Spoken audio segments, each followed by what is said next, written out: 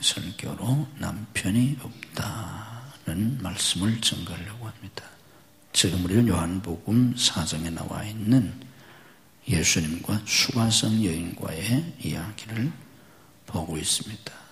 지난 주일에는 생수를 마셔라 하는 말씀을 증거했는데 오늘은 이 사건을 가지고 남편이 없다는 제목으로 말씀을 증거하고 다음 주일에도 이 사건을 가지고 계속해서 말씀을 증거하려고 합니다. 이 수가성 여인은 남편이 5이나 있었습니다. 5번 결혼하고 5번 이혼했습니다.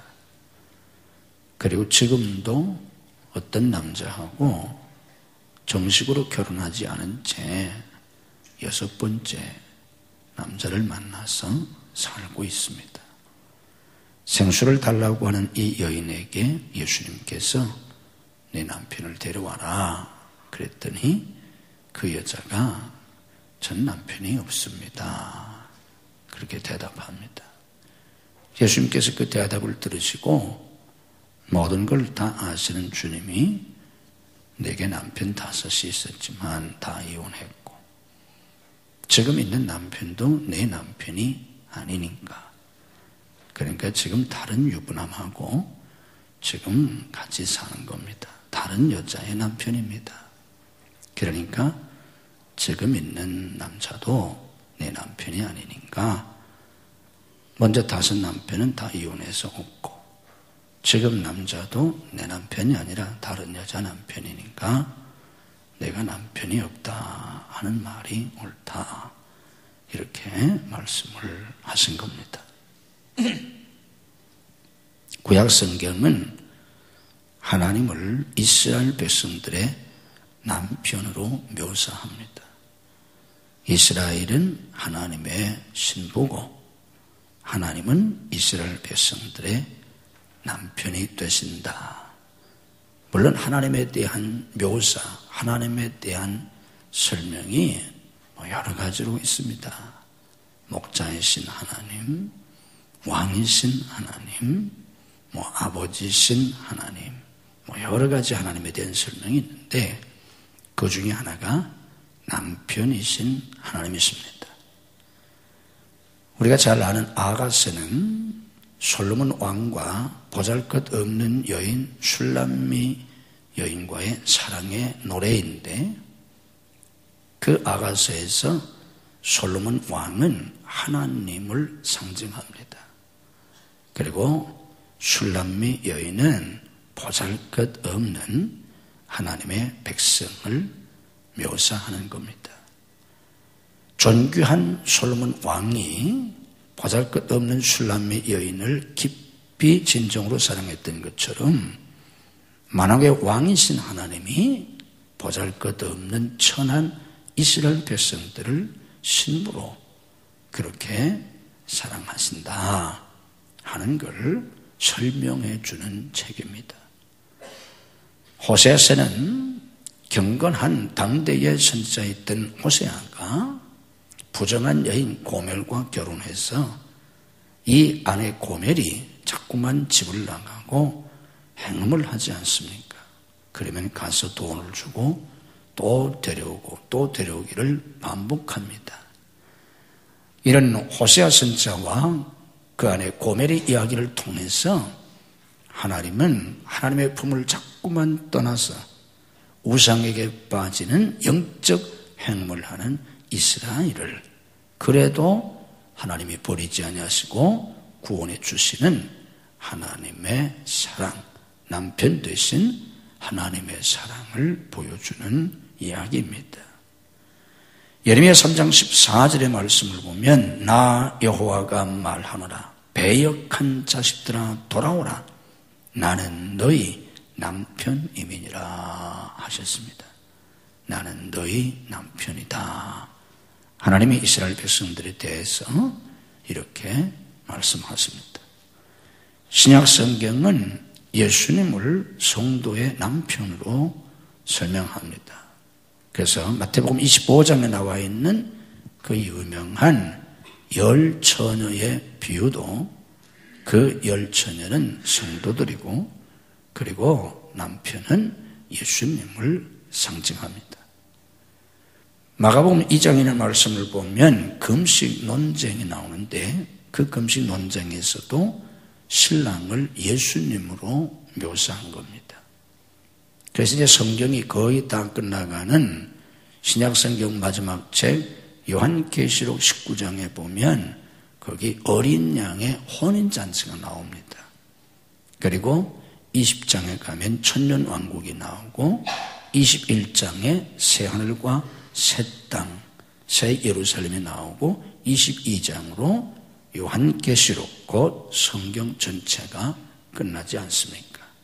성경 마지막 부분에서 이렇게 어린 양의 혼인잔치를 얘기해 주는 것도 신랑이신 예수님과 성도들이 사랑으로 연합해서 새하늘과 새 땅, 새 예루살렘에서 영생 복락을 누리고 사는 거다. 이거를 우리에게 가르쳐 주려고 하는 겁니다. 예수님이 우리의 남편이 되시기 때문에 바울 사도는 고린도후서 11장 2절에서 이렇게 말합니다.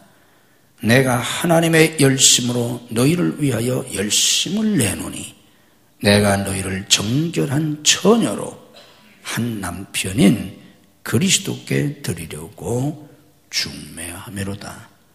내가 너희를 정결한 처녀로 한 남편인 그리스도께 드리려고 중매한다. 이렇게 바울은 자기 자신의 전도, 선교 사역을 이렇게 설명을 했습니다. 우리가 이미 2장에서 공부한 것처럼 예수님의 첫 번째 기적이 가나의 혼인잔치에서 물로 포도주를 만들어주신 사건입니다. 왜 예수님은 하필이면 혼인잔치 집에서 떨어진 포도주를 물로 만들어주시는 그 기적을 첫 번째 기적으로 택했는가? 이미 우리가 2장을 공부할 때 여러 시간에 걸쳐서 살펴본 것처럼 거기에는 구속사적 의미에서 많은 의미가 있습니다. 예수 그리스도의 구원의 역사를 우리에게 계시해 주시려고 첫 번째 표적으로 그 사건을 택하신 겁니다. 그런데 그 포도주 사건 속에도 신랑이신 예수님을 가르쳐 주십니다. 포도주가 떨어져서 잔치가 끝나게 되고 이제 실패한 육신의 신랑, 그 잔치 자리에 예수님이 등장하셔서 예수님이 참 신랑이시다 하는 걸 계시해 주시려고 한 겁니다. 예수님이 죽은 자를 살리신 사건 가운데 나인성 과부의 독자를 살려주신 기적이 있는데 그것도 단순히 한 불쌍한 과부의 독자를 살려주셨다.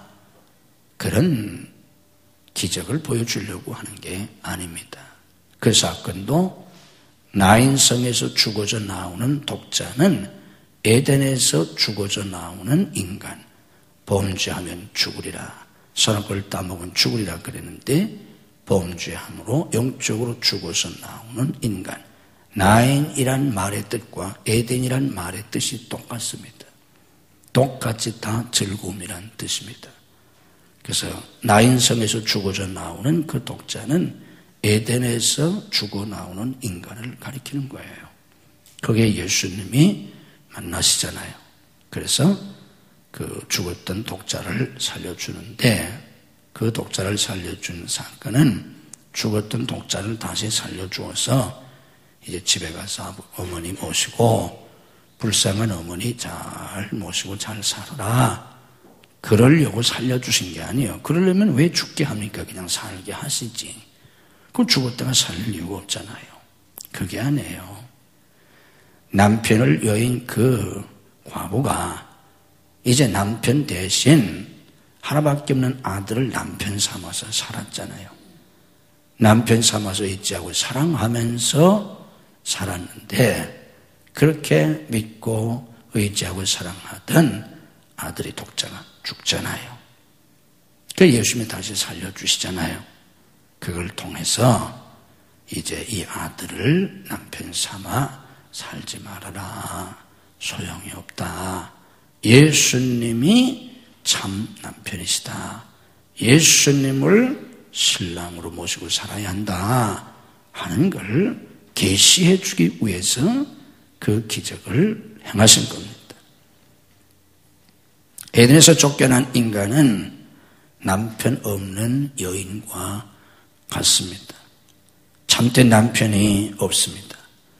육신의 남편이 있을지라도 그 남편은 이미 수가성 여인이 5번씩이나 처절하게 경험을 했던 것처럼 결코 참된 만족과 행복을 줄 수 없는 불완전한 남편입니다. 인간은 다 불완전합니다. 육신의 그 어떤 남편도 완전할 수가 없습니다. 그래서 이 물을 먹는 자마다 다시 목마르다. 네가 5번이나 실패했고 지금 6번째 어떤 남자와 살고 있지만 6번, 10번, 100번 해도 소용이 없다. 이 물을 먹는 자마다 다시 목마르다. 이렇게 주님이 가르쳐 주신 겁니다. 이 세상 그 누구도, 이 세상 그 무엇도 우리의 참된 남편이 되지 못합니다. 성경은 이걸 가르쳐 주려고 하는 겁니다. 그래서 구약은 앞에서 말씀드린 것처럼 전능하신 하나님, 완전하신 하나님이 이스라엘의 남편이시다 하는 걸 우리에게 가르쳐 주는 것이고, 신약에 와서는 예수님이 성도들의 남편이다. 홀로 완전하신 그분, 홀로 거룩하신 그분, 사랑이 무한하신 그 예수님만이 참된 남편이시다 하는 걸 우리에게 가르쳐 주시는 겁니다. 이 불쌍한 수가성 여인을 예수님께서 야곱의 우물에서 만납니다. 성경에서 우물은 무엇으로 쓰였는가 하면 우물이 여러 가지를 가르쳐 주지만 성경에서 우물이 상징하는 대표적인 것이 뭐냐고 하면 우물은 남편을 만나는 곳입니다. 그래서 성경의 중요한 인물들이 남편을 우물에서 만납니다.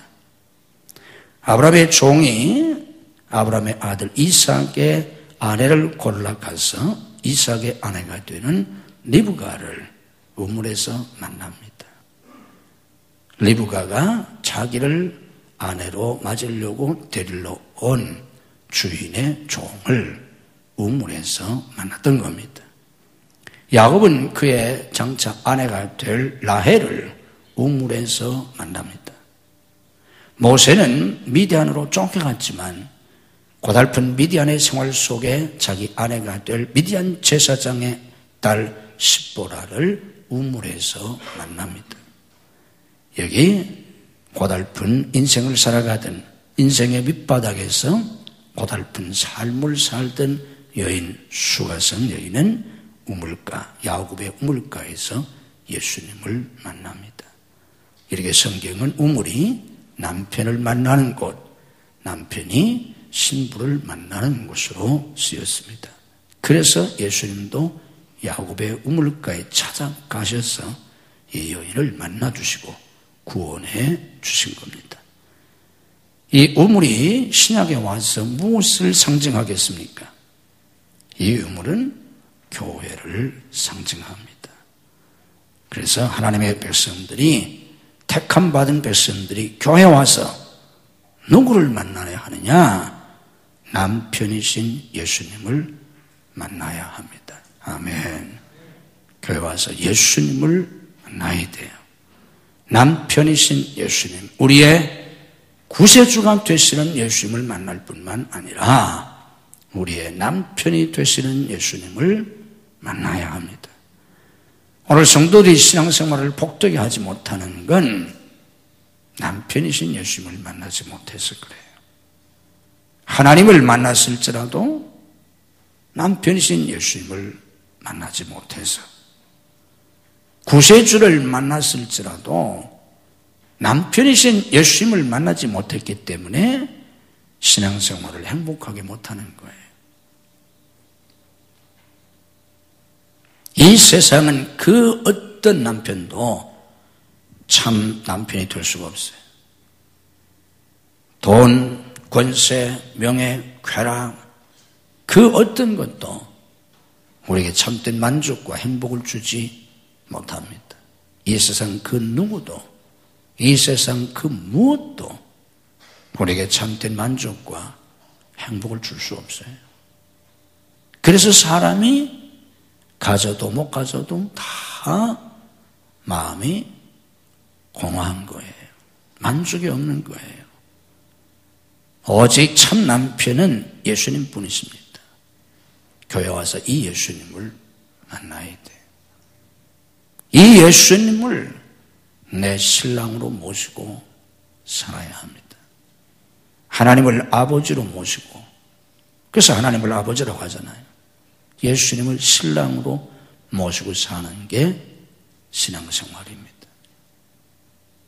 내가 예수님을 신랑으로 모시고 살 때 비로소 복된 신앙생활을 할 수가 있어요. 성경에서 남편, 신랑은 어떤 사람으로 묘사됩니까? 성경에서 남편은 보호자를 의미합니다. 아버지와 남편은 여러 가지 의미를 가지고 있는데 그 중요한 의미 중에 하나가 보호자예요.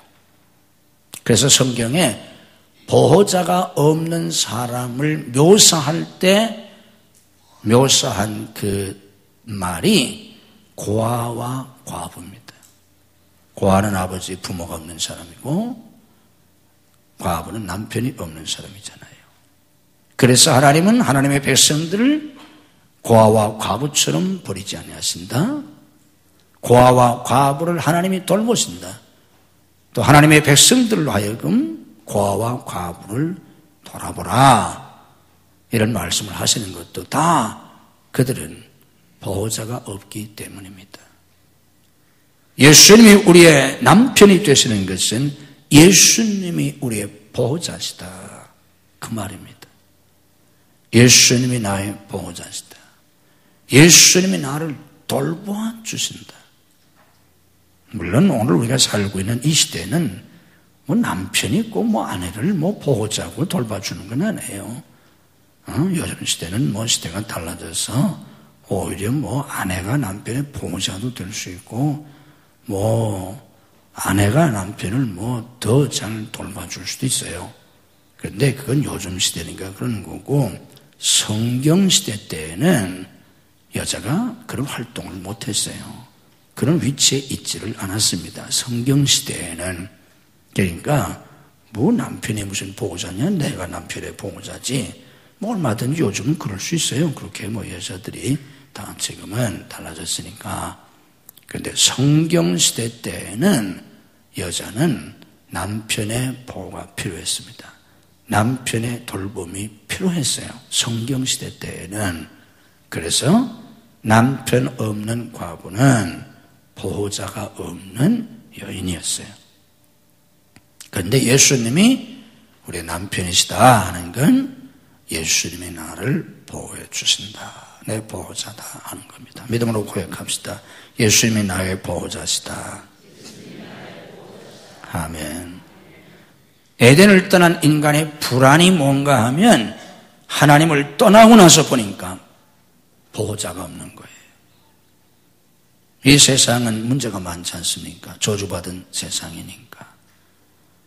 또 서로가 서로를 죽이려고 하기 때문에 끊임없는 경쟁과 싸움, 전쟁이 끊이지 않잖아요. 세상적인 면에서 인류의 역사는 전쟁의 역사예요. 피해 역사예요. 전쟁이 끝일 사이가 없어요. 우리 이 한반도에도 5,000년 역사에서 작고 큰 전쟁이 1,000번 이상이 일어났대요. 그러니 뭐 평화시대가 얼마나 있었겠어요. 맨날 전쟁이지. 지금도 세계가 전쟁이 끊을 사이가 없잖아요. 이게 인간의 역사예요.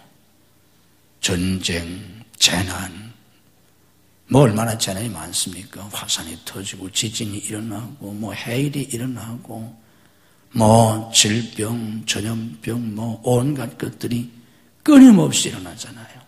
이게 불안한 거예요. 다. 에덴을 떠난 인간의 특징이 불안하다는 거예요. 불안해요. 그런데 에덴을 떠난 인간이 왜 그렇게 불안하게 살 수밖에 없는가 하면 보호자가 없어서. 에덴 동산에 있을 때는 걱정할 게 하나도 없었어요. 하나님이 계셨으니까. 근데 하나님 떠났잖아요. 하나님을 떠났고 세상은 험하고 문제는 많고 자꾸만 사건은 터지고 불안하잖아요. 그런데 우리 주님이 말씀하셨습니다. 너희는 마음에 근심하지 말아라. 하나님을 믿으니 또 나를 믿어라. 하나님이 우리 아버지가 되시고 예수님이 우리의 남편이 되셔서 우리를 보호해 주시기 때문에 하나님의 백성들은 두려워할 필요가 없는 겁니다.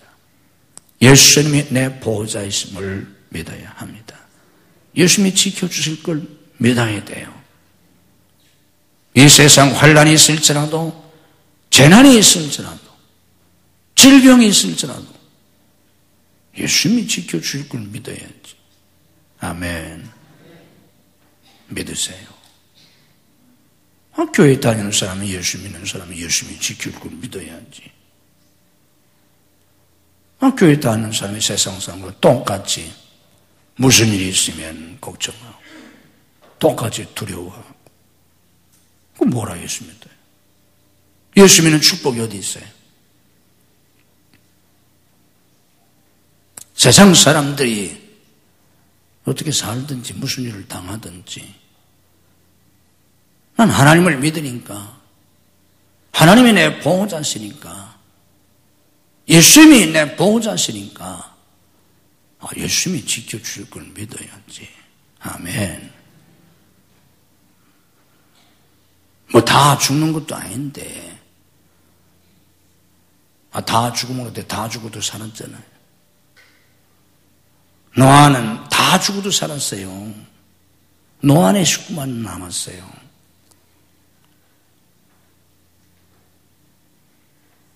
99%가 죽는다고 할지라도 1% 안에 들으면 되잖아요.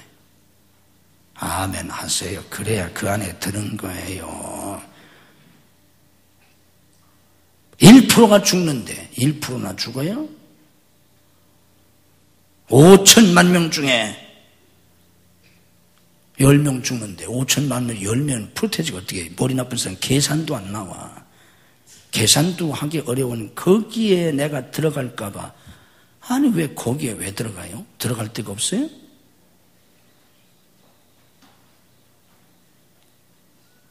(99%가) 죽어도 난 1% 안에 들어가면 되잖아요. 아멘 하셔야 된다니까 또 이거 1% 안에 들어가면 되잖아요. 아멘. 그까지 1% 안에 들어가는 게 뭐가 어려워요? 1%면 얼마인데? 지난주에도 저 중국 갔다 왔는데 중국에서요 1% 안에만 들어도 몇 명이야? 중국 잘하는 분들. 중국에서 1% 안에만 들어도요 몇 명 안에 들어가는 거예요? 중국에 사람이 얼마나 되는지도 몰라? 대충 그냥 잡아서 한 15억 된다고 그래요. 15억. 그러니까 1% 안에만 들어가도 몇 명 안에 들어가는 거야? 1,500만 안에 들어가는 거예요. 150명도 아니고 1,500명이나 1,500만. 중국에서 1% 안에만 들어가면. 그래서 중국에 10% 안에만 들어가도 1억 5천만 명이 되는 거예요. 그 잘 사는 사람이 10%만 돼도 1억 명 이상이 잘 살아요. 우리나라 5천만 명 전 인구보다 더 잘 살아. 잘 사는 사람이 더 많아 숫자가. 그래서 거기다 물건 팔아먹어야 돼요. 우리나라 다 팔아봤댔죠. 애들까지 다 팔아봤댔죠. 5천만 개잖아. 거기 잘 사는 사람 10%만 갖다 팔아도 1억 5천만 개예요. 거기 가서 장사해야 되잖아요. 여기서 싸우지 말고.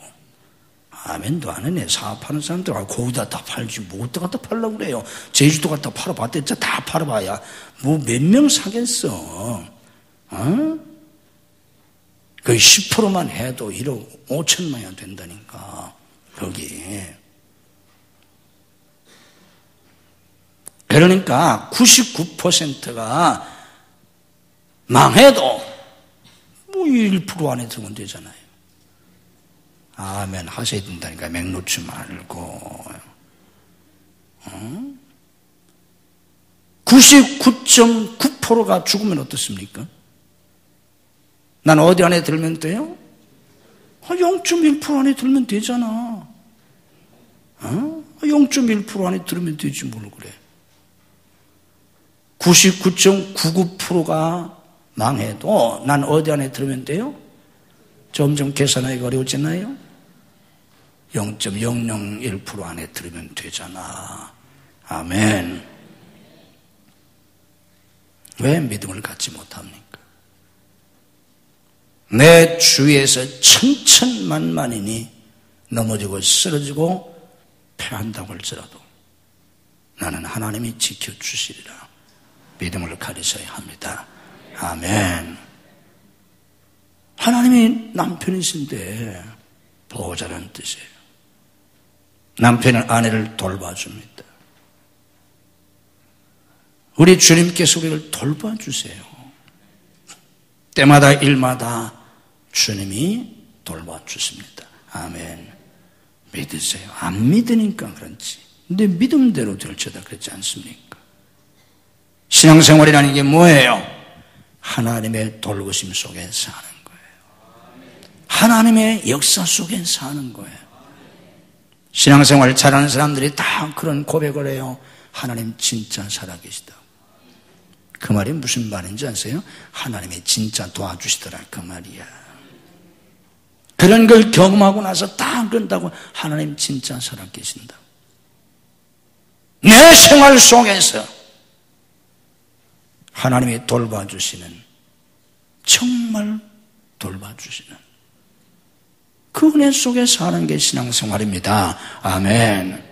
이런 때는 이런 때 도와주시고 저런 때는 저런 때 도와주시고 정말 도와주시는. 아멘. 내 모든 것 다 아시고 우리 머리카락까지 다 세셨다고 그랬잖아.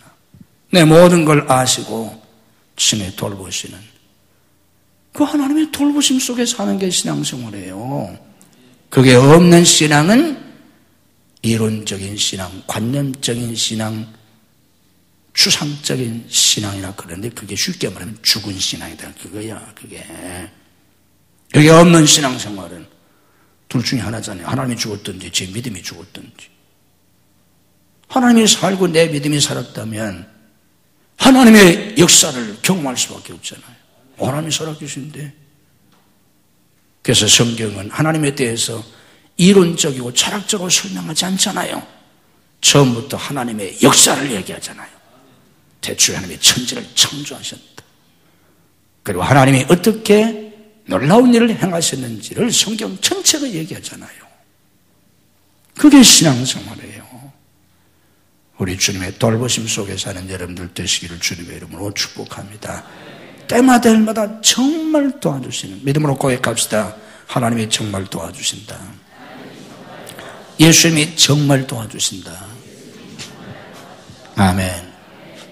신앙생활을 제대로 해보세요. 여러분도 다 그런 고백을 하게 돼 있어요. 그런 고백을 못하는 사람은 죽은 신앙생활 하는 거예요. 껍데기 신앙생활. 청산하세요. 덜렁덜렁 교회만 다니지 말고 다리 아프게 뭐라 교회 다녀요. 힘만 들지. 살아계신 하나님의 생생한 역사 속에 사셔야 합니다. 아멘. 왜? 그분은 아내를 돌봐주시는 남편이기 때문입니다. 그래서 다윗은 고백합니다. 여호와는 나의 힘이요 나의 구원이시요 나의 구원의 뿌리시요 나의 산성이시요 나의 피할 바위시요 나의 피난처시요 하나님이 내 힘이시라고. 그게 다윗의 고백이잖아요. 하나님이 내 산성이시다. 내 피난처시다. 하나님이 나를 보호해 주신다 그 말입니다.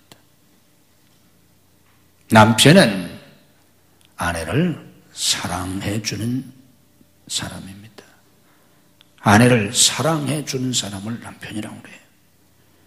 예수님이 우리의 남편이 되신다는 말은 예수님이 우리를 지극한 사랑으로 사랑해 주신다. 나를 사랑해 주시는 분이시다. 그런 뜻이에요. 세상의 남편은 아무도 나를 완전하게 사랑해 줄 수가 없어요. 왜? 인간의 사랑은 완전하지 못해요. 그래서 결혼을 하고 갈등을 갖고 자꾸만 부부싸움도 하고 이혼도 하는 거예요. 실망하고. 그러니까 처음부터 그런 줄 알고 결혼을 해야 되는데 모르고 결혼해서 그런 것뿐이지 다 그런 거예요. 인간의 사랑은 영원하지 않아요. 아무리 불같은 사랑이라고 할지라도 그 시효가 18개월에서 30개월이래요. 조사를 해보니까 18개월에서 30개월 뜨거웠던 사랑도 18개월이면 얼마예요? 1년 6개월이잖아. 1년 반. 30개월이면 얼마예요? 2년 반이잖아. 1년 반에서 2년 반이 육적 사랑의 한계랍니다.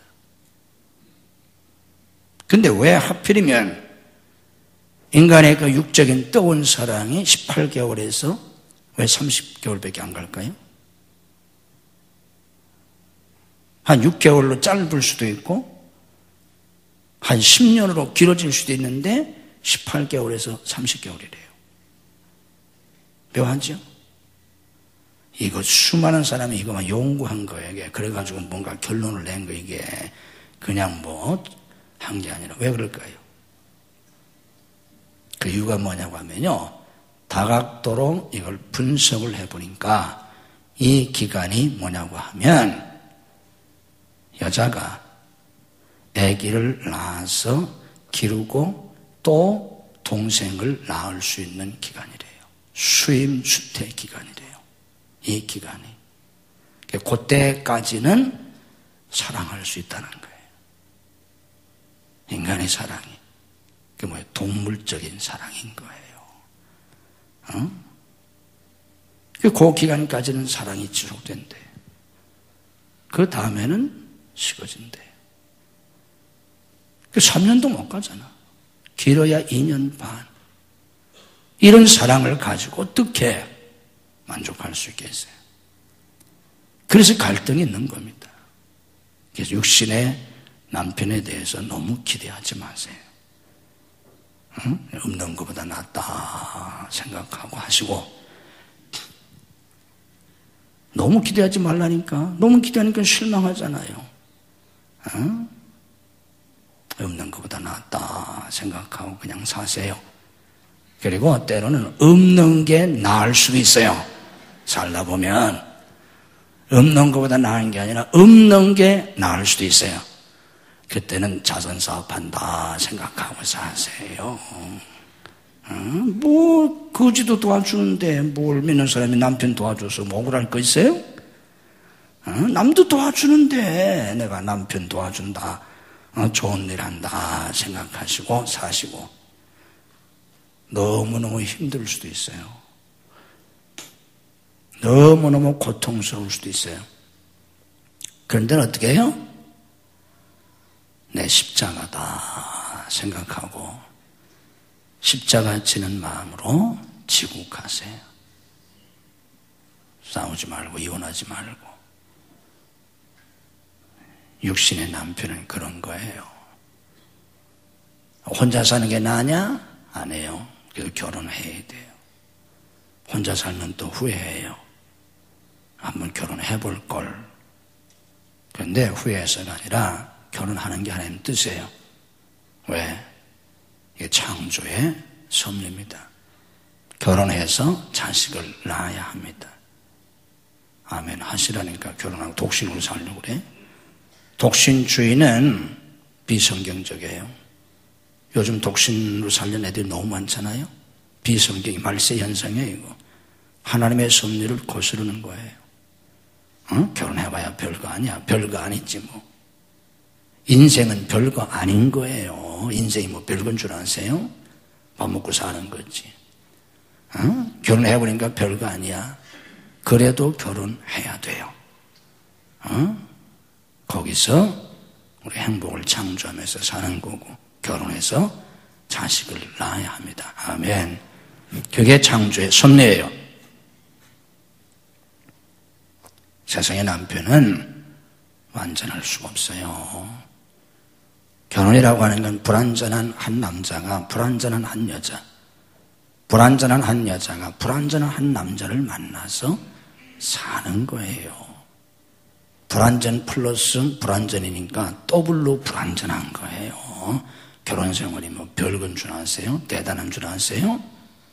그러면서 자기들의 부족을 깨닫고 주님을 더 의지하게 되고, 우리 영혼의 남편이 되시는, 참 남편이 되시는 예수님 안에서 참된 만족을 누리며 사는 겁니다. 그 주님의 사랑 안에서 서로 사랑할 뿐이에요. 예수님의 사랑만이 완전합니다. 아멘. 예수님의 사랑만이 불변해요. 30개월이 아니에요. 30년이 아니에요. 영원합니다. 예수님의 사랑은 영원해요. 인간의 사랑은 유한해요. 하나님의 사랑, 예수님의 사랑은 무한합니다. 그래서 우리 주님께서 십자가에서 피 흘려서 당신의 생명으로 우리의 죄값을 치르시고 우리를 구원하셨어요. 이 주님의 사랑 안에서 우리가 평화를 누리며 행복을 누리며 사는 거예요. 예수님이 나를 이렇게 사랑하시잖아요. 완전하신 사랑, 무한하신 사랑, 영원하신 사랑으로 예수님이 나를 사랑하셨고, 그래서 나를 구원해 주셨고, 술람매 여인처럼 볼품없는 그런 천한 나를 영광스러운 신부로 삼아 주셨고, 무한하신 사랑으로 나를 사랑해 주시니까 행복하잖아요. 여기에 신앙인의 행복이 있는 거예요. 여기에서 평화를 누리며 행복을 누리며, 이 사랑에 너무 감사해서 내가 주님을 사랑하는 겁니다. 내가 주님을 사랑하는 거예요. 신앙생활은 하나님의 이 사랑, 예수님의 이 사랑을 깊이 깨닫고 내가 주님을 깊이 사랑하면서 이 사랑으로 연합되는 삶이에요. 이걸 남편과 아내라고 묘사한 거예요. 남편과 아내가, 신랑과 신부가 사랑으로 연합하듯이 예수님과 우리가 사랑으로 연합되어서 사는 것, 이게 신앙생활이에요. 우리가 교회를 다니면서 예수님의 사랑도 잘 알지 못하고 내가 예수님을 사랑하는 마음도 관심도 별로 없고 그냥 교회 나와서 하나님께 복이나 받으려고 하는 그런 신앙생활 하시지 말고, 그런 기도생활 하지 말고, 그러면 하나님이 주시지도 않아요. 또 주면 뭐 하겠어요? 그거 가지고 탕자처럼 가서 제멋대로 살 텐데. 마음에 늘 갈등이 있어요. 하나님 왜 안 주시나? 왜 내 기도를 안 들어주시나?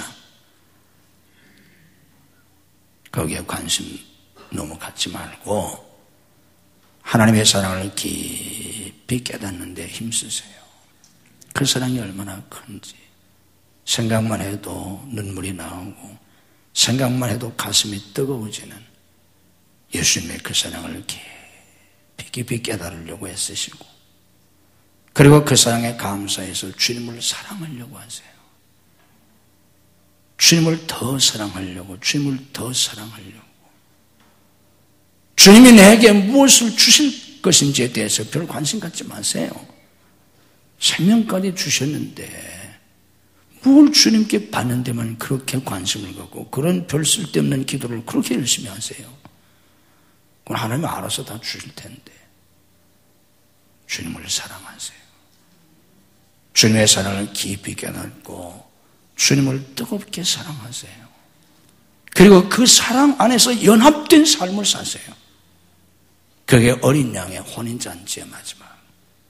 어린 양의 혼인잔치를 통해서 새 하늘과 새 땅, 신천신지, 새 예루살렘에 가서 영원히 영생 복락을 누리며 사는 게 구원받은 성도들의 천국 생활입니다. 이 땅에 사는 동안에도 예수님을 남편으로 모시고 그 사랑 안에서 이런 행복을 누리며 살다가 천국에서 주님과 함께 영원히 영생 복락을 누릴 수 있는 그리스도의 신부된 여러분들이 되시기를 주님의 이름으로 축복합니다. 우리를 사랑하시는 우리의 남편이 되시는 예수님. 수가성 여인이 5번씩이나 결혼했지만 결코 행복할 수 없었습니다. 이 세상 남편, 이 세상 인간, 이 세상의 그 무엇도 우리에게 참된 행복을 줄 수가 없습니다.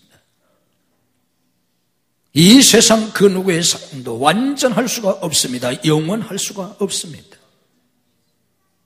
그래서 그 사랑 가지고는 결코 만족할 수 없나이다. 완전하신 사랑, 무한하신 사랑, 변하지 않는 불변의 사랑, 영원한 하나님의 사랑, 예수님의 사랑만이 우리의 완전한 평안이 되고 완전한 기쁨이요 행복이 될 수 있나이다. 우리를 사랑하셔서 십자가에서 피 흘려 죽기까지 하신 예수님의 그 사랑을 저희들이 깊이 깨닫기를 원합니다. 그 사랑, 상상도 할 수 없는, 우리의 지각으로 깨달을 수 없는 그 사랑을 깊이 깨달을 수 있게 주옵소서. 성령님, 오늘도 우리의 마음을 열어주시고 우리 마음속에는 모든 육신적인 생각과 우리의 모든 허망한 생각과 우리의 모든 탐욕과 우리의 모든 상처들을 치유하시고 성령으로 채워 주시옵소서. 주님의 사랑이 깨달아지게 하시고 믿어지게 하시고 느껴지게 하시고 감격할 수 있게 하시옵소서. 그 사랑에 감격해서 주님을 사랑합니다. 주님을 사랑합니다. 내가 주님을 더 사랑하기 원합니다. 다만 내 비는 말, 내 진정 소원이 주님을 더 사랑하는 것입니다. 라고 고백 드릴 수 있게 하시옵소서. 이 시간 우리를 사랑한다고 말씀하시는 하나님의 음성, 주님의 음성을 듣게 하옵소서. 내가 너를 사랑한다. 영원히 사랑하리라. 결코 너를 버리지 아니며 떠나지 아니하며 내가 너를 영원히 사랑하리라고 말씀하시는 주님의 사랑의 음성을 들을 수 있게 하시옵소서. 머리 위에 안수하시고 오늘도 성령께서 하늘의 신령한 은혜와 은사로 축복해 주시옵소서. 믿음으로 하나님 앞에 손을 듭니다. 주님께서 우리의 손을 꼭 잡으시고 인도해 주시옵소서. 걸음걸음 인도하시고 걸음마다 자욱마다 하나님의 영광을 보여주시옵소서. 살아계신 하나님의 능력과 권세와 영광이 내 삶의 현장에서 날마다 나타나게 하시옵소서. 이것을 내 눈으로 보고 내 손으로 만지며 하나님이 하셨다고 증거하게 하시옵소서. 하나님께 모든 영광을 돌리게 하시옵소서.